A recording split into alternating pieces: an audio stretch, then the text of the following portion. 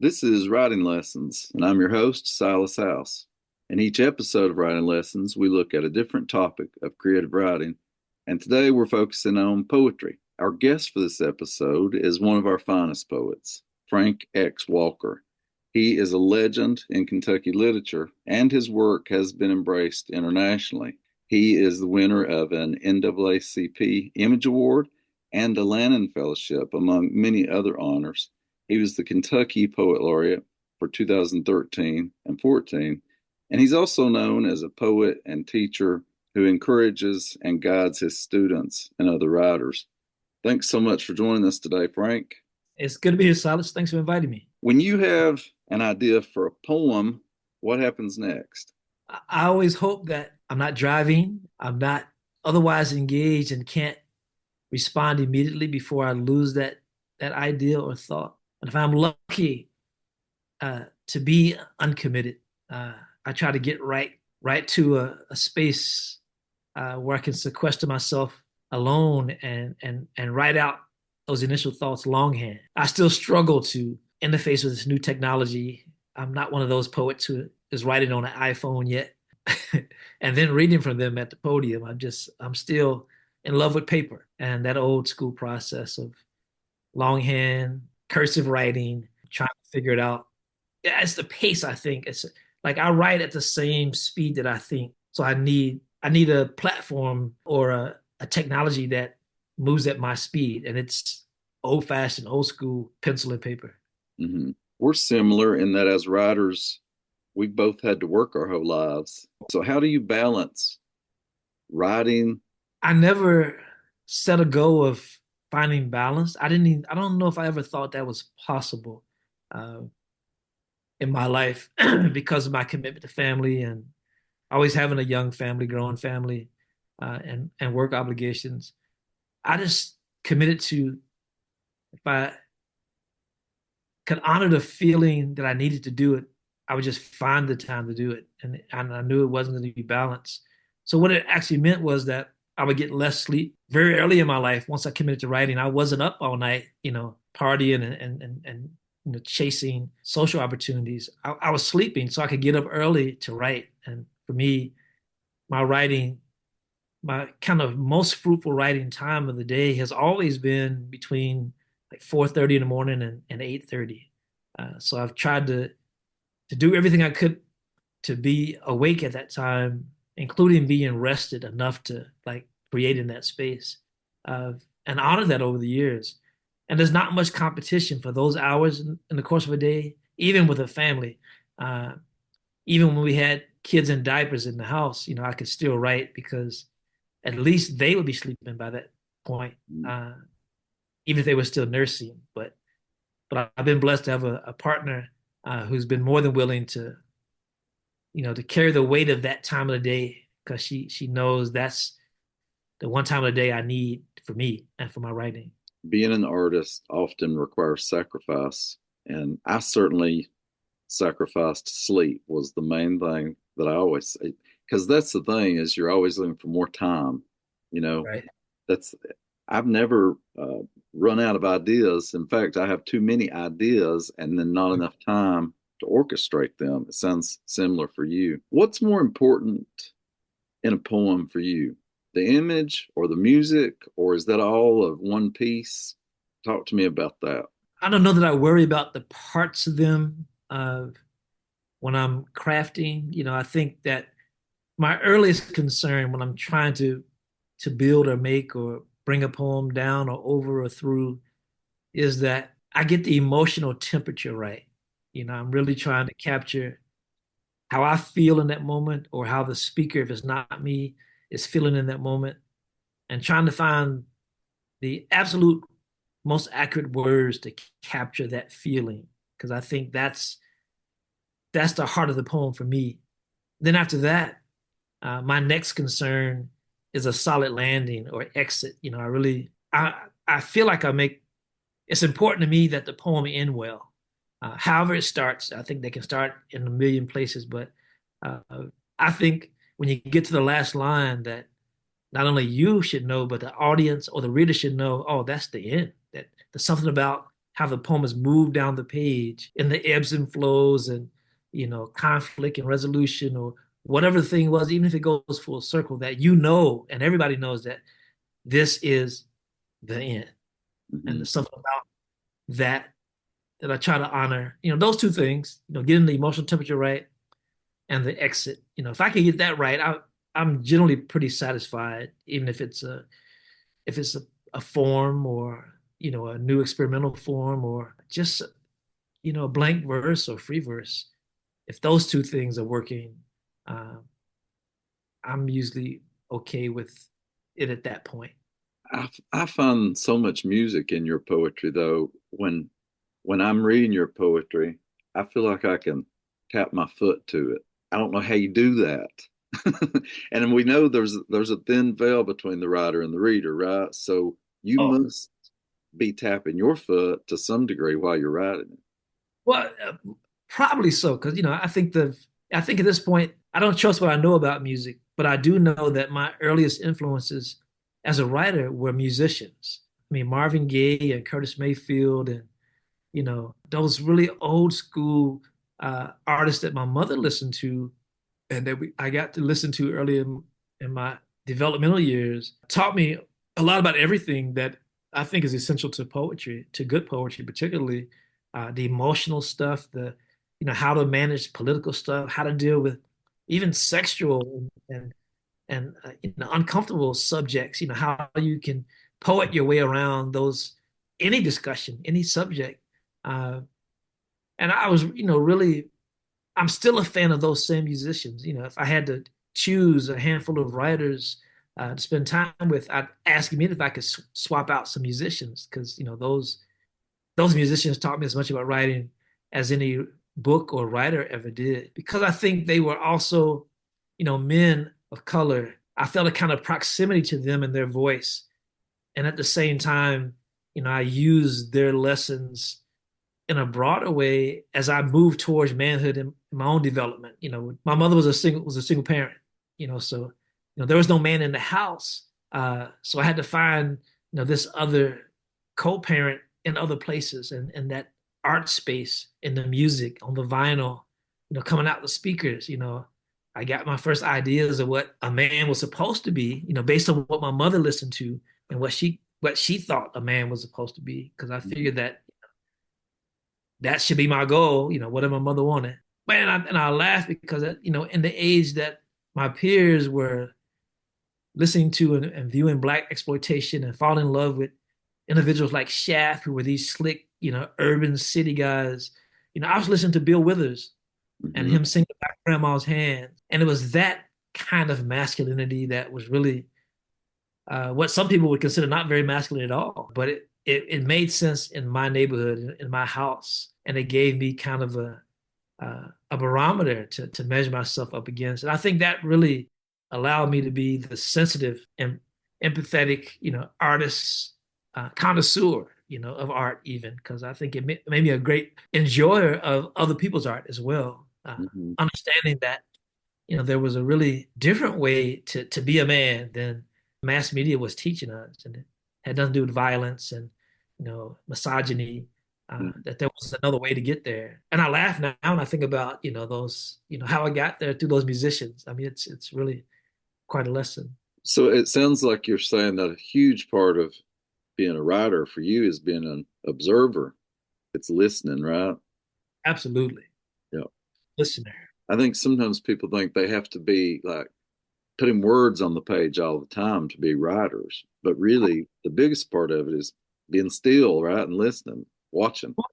I think when people get caught up in thinking about, say, a thing like writer's block, like I don't think writer's block really exists because my definition of what writing is. And I think that writing includes the research for writing, which means Yeah. the listening for writing and the research and the long drives, just looking at mountains and sky and Mhm. trees. That's writing to me because you're, listening to sitting with old people and babies, listening to people laugh, going to concerts and being lost in those crowds. That everything that is about being alive, I think, is fuel that you might use on the page one day. So even though you're not putting pen to page in that moment, I think if you're awake And even if you're asleep and dreaming, you could write about what you dreamt. So I think that if you're alive, you're engaged in a writing process if you're a writer. And if you don't acknowledge being a writer, that you're a creative person, you just may not be using it, but you're engaged in a process because you're experiencing your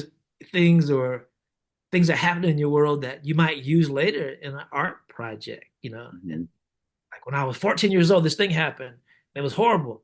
And I made a movie about it when I was 30.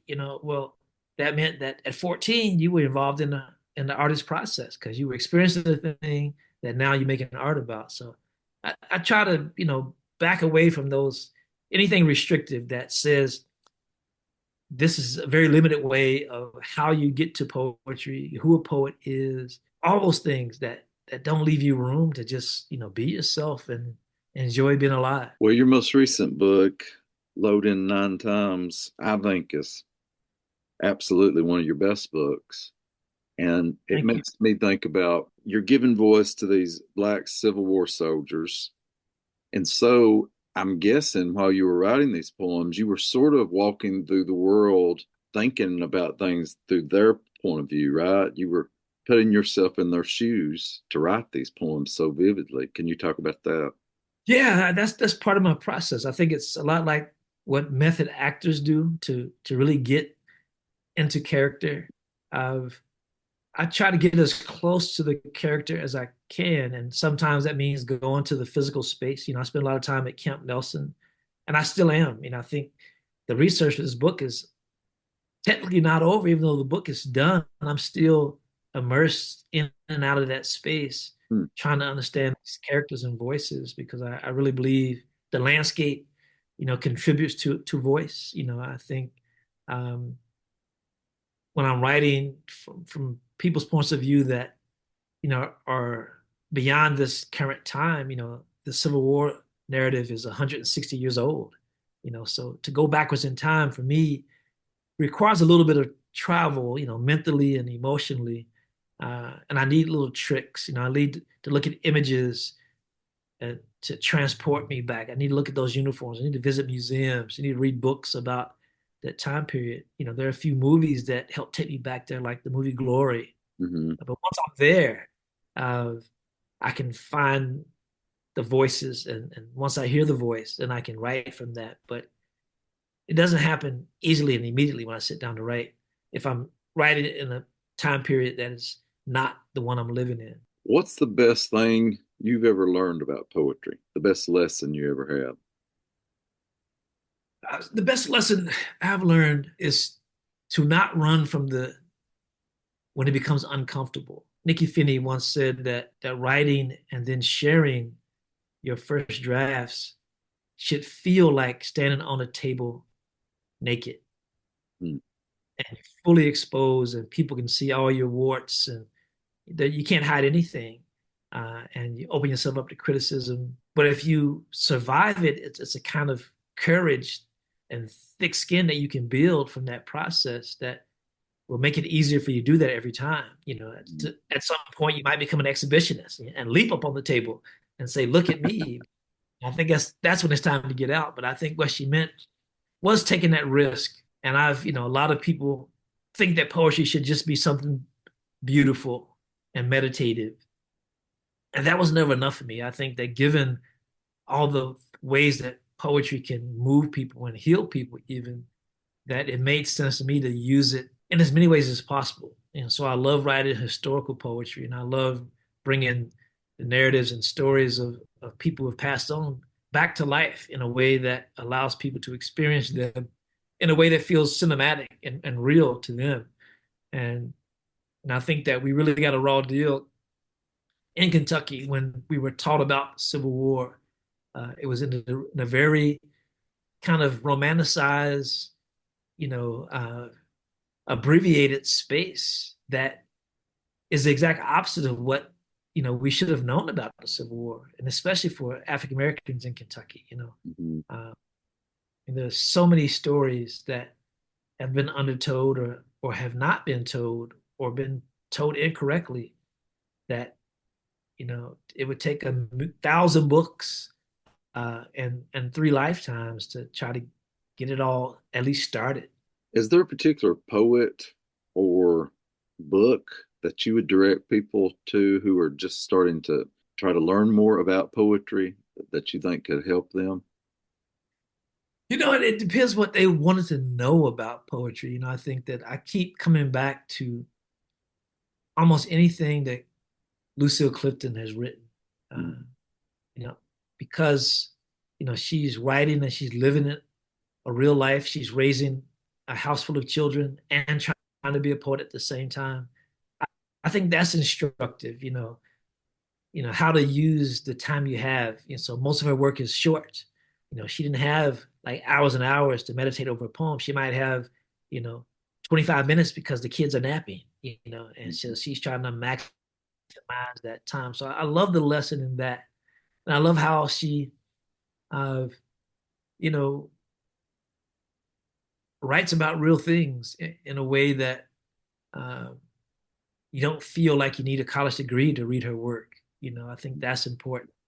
I always wanted to believe that my readers would include my siblings, even though they would laugh at me to think that uh, I gave them a book as a gift, because nothing against them. I love them to death, but they never valued reading in the way that I did growing up. I was the weird kid out. I was the Right. odd one.